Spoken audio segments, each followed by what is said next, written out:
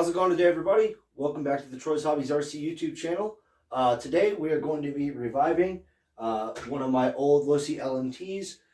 It was a previous project that we took the axles off of and put those axles under my sport mod Awesome Kong. So now it is time to put some new axles under this truck, and I have chosen these RC all-wheel drive complete aluminum axle kit.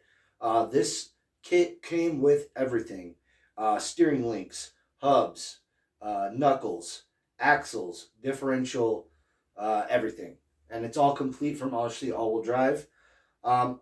Unfortunately, I'm not sure if they're currently available on the market. I know when I purchased these, they were very limited numbers as the complete set. If I can find this, I'll put this in the link below if they're still available complete. Otherwise, you have to buy them individually and put them together yourself. So what we're going to do as the complete set, and something you should do with any complete set of axles that you buy, that could be from any brand, from all the high-end brands all the way down to your generic knockoff stuff. You really need to go through this stuff, check your bearings, check all the screws, check the fluids in your differentials, and that's what we're going to be doing today, as well as going through with all the bolts and making sure there's the proper amount of Loctite. So let's go ahead and take a deep dive into these RC all-wheel drive Losi LMT complete axles.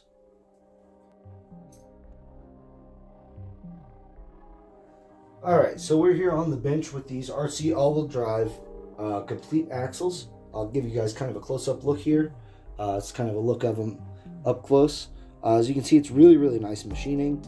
It's all 70-75 aluminum. It's all complete here. It even has the little steering link, all the screws, differential, the axles, everything is complete in this setup. As you can see, everything on the back is all there as well. So it's really nice. You can see all the machining lines in this, from it being an actual piece of billet aluminum instead of it just being a stamped piece or something alternatively like that.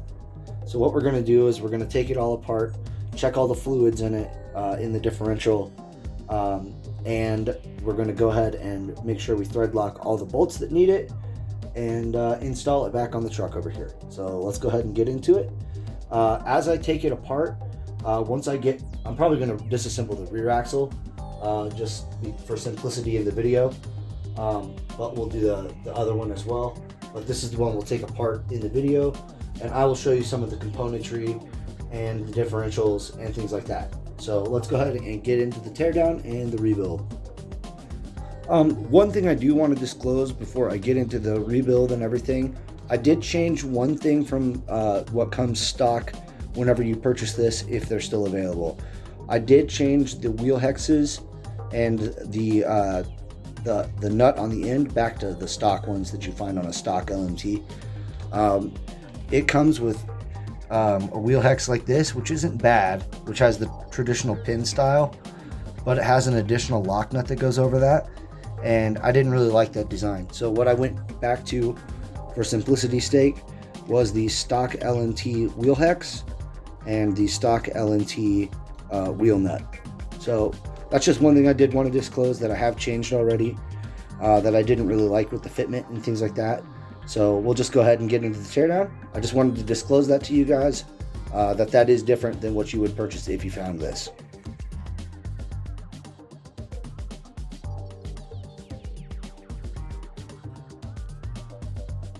Okay, everybody, we've got the rear diff torn down. Other than the hardware that puts on the links and all that stuff, we won't need to address that yet, but internally we have it torn down. As you can see, the differential here, spinning really nice, has some really nice flange bearings on either side. It is an aluminum case differential, which is nice. But one thing I did notice is that the grease that they happen to have put on this is kind of a milky color, which suggests that the diff might be leaking a little bit. So we're going to open it up here in a little bit and take a look inside here in the next clip or so. Take a look inside and see what's going on in there.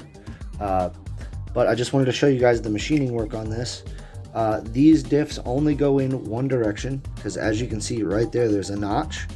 it keeps you from putting your differential in the wrong way. So that's kind of a nice feature. It's similar to the stock housing and a few other aftermarket housings where they have that notch built in. That's really, really good. So I'm happy to see that in there. Keeps you from messing stuff up too bad. So that's good. Nice machining. All rubber sealed bearings throughout. As you can see here, there's rubber bearings here. But then I think they did put a metal shielded bearing on the flange bearings. The metal shielded bearings handle heat a little bit better. So if you were to have like a differential issue and it was getting hot, these can handle that a little bit better than a rubber shield bearing.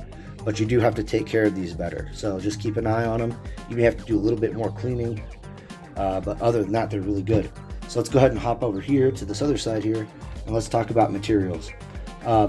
Just so you know, these are the I don't know if these are the 3 degree or the 5 degree. I think these might be the 5 degree rear lockout hubs for the back. So you have a little bit of like 5 degree toe in on the rear. As you can see, the shield bearings here, 2 millimeter hexes on these hubs right here, so you won't strip them out with the 1.5 millimeter like on the stock, which is a good improvement. I like that. 2.5 millimeter center section, which is just like stock. And then let's go ahead and talk about the axles and the shafts here. The output shafts and the drive shafts are both made of, they claim it's 4130 chromoly, so these should be super strong. If you break one of these, it's either through a manufacturer defect or something like that. I highly doubt we'll be having too many issues with this, but again, we're going to field test it. We're going to find out. So if anything's going on, we'll let you know. So let's go ahead and crack into this differential next and see what's going on the inside of that. Okay, everybody, we got the diff opened up. It was just these four screws here, sorry. But there's a couple things I want to go over really quick with this diff. As you can see here, if I can get it under the light, it's just a little bit wet, right? So what they did is they put just enough lubrication in here to keep it from binding up or anything in shipping. But check this out. It's only like 3 or 4 drops total, because the diff here, there we go. There you go. As it focuses in there, you can see it's completely empty. They didn't put any fluid inside. So what they did is they just lubricated the gears and then put them in just to keep it from binding up or seizing up or anything like that during shipping. So what we need to do now is seal it up ourselves and then use a little bit of Loctite on these upper bolts. So that's what we're going to do.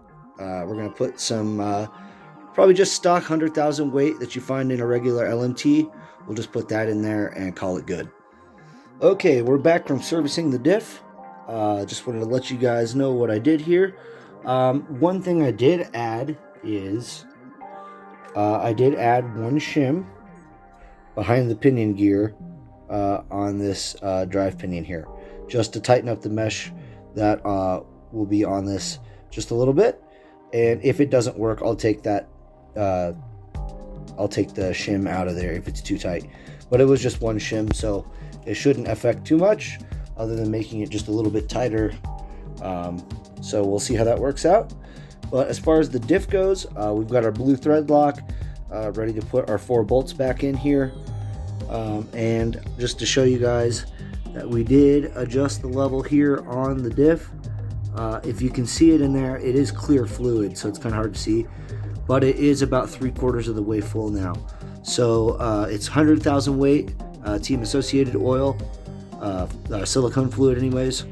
And we just let it set for about 20 or 30 minutes to let all the bubbles work out and let the level of it come to even. And now we will reinstall it. So the rest of the time lapse is going to be me putting the diffs back together, putting the axles back together, and then starting the process on the front. So we're going to go ahead and start knocking the rest of this build out.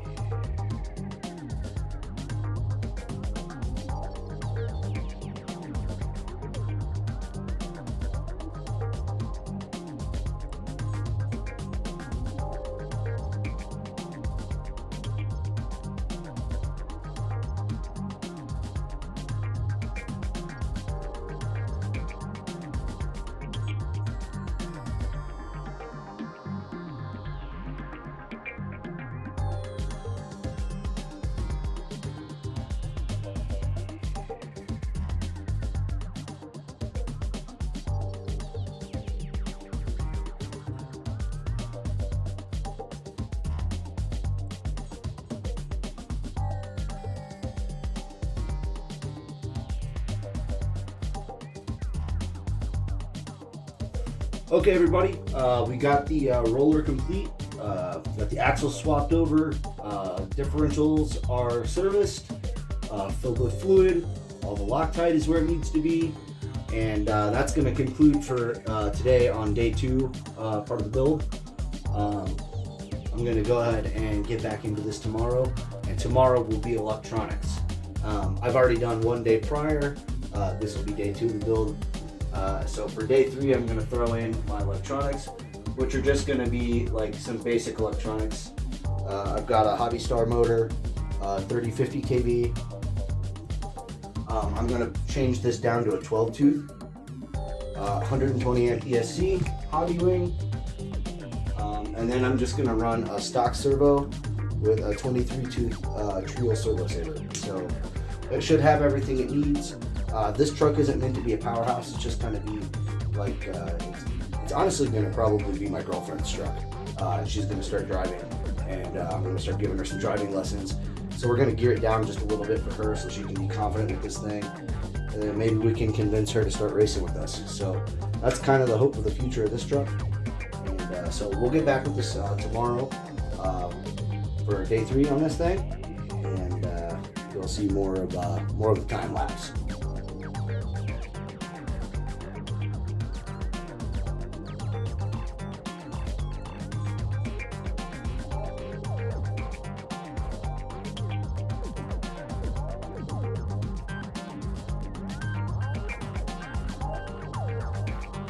All right, everybody, got the electronics back in it.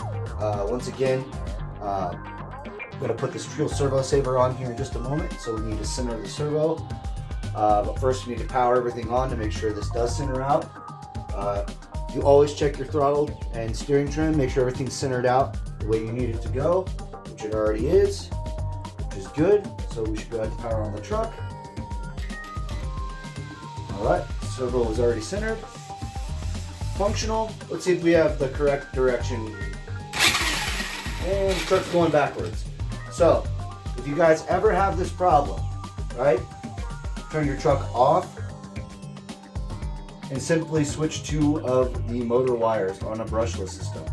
That's all you have to do on a sensorless system. If you were to have a sensored system, you'll have to go into your parameters in your programming and change your motor direction in there. But this is an uncensored setup, so you just flip 2 wires and it should work just fine. So we'll just go ahead and retest. Back on. Steering. All right.